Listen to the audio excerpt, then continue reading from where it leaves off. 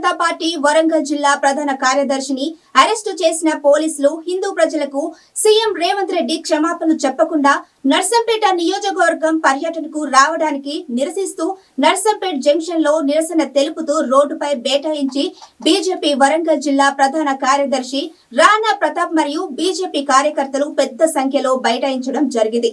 వీరికి పోలీసులు ఎంత చెప్పినా వినకపోవడంతో రాణా ప్రతాప్ రెడ్డి గారిని అరెస్టు చేయడం జరిగింది.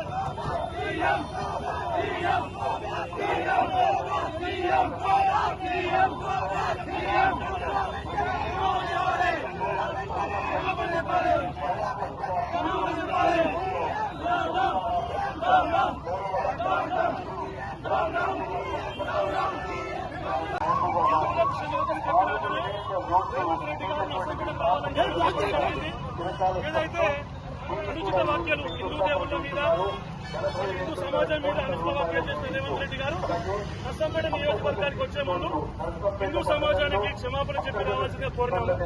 మరి ఆయన దాన్ని పట్టించుకోలేదు. అందుకనే ఈనాడు ఆయనకు నిరసన కార్యక్రమం తెలియజేస్తున్నారని రావట్లేదు. మరి నర్సంపేట నియోజకవర్గ ప్రజలు కూడా ఆయనకు 2 సంవత్సరాలుగా గుర్తు రావడం లేదు. మరి ఈ సందర్భంగా 2 సంవత్సరాల కాలంలో నర్సంపేటలో వరదలు సంభవించినప్పుడు మరి పంటలు నష్టపోయినప్పుడు పంట నష్టం చెల్లించకుండా ఈ రకంగా ఏదైతే రైతులకు ఇబ్బంది కలిగినప్పుడు కూడా రాకుండా ఈనాడు కేవలం గ్రామ పంచాయతీ ఎలక్షన్స్ ఉన్నాయి కాబట్టి మరి ఈనాడు నర్సంపేట నియోజకవర్గం రావడం జరుగుతుంది. ఇది ఎక్కడినే ప్రజలను పట్టించుకోకుండా ఎలక్షన్ లో కూడా సీఎం నర్సంపేట రావడం అనేది ఎంతవరకు సమంజసం. ప్రజలందరికీ కూడా ఏదైతే క్షమాపణ చెప్పి సీఎం గారు నర్సంపేట రావాలి.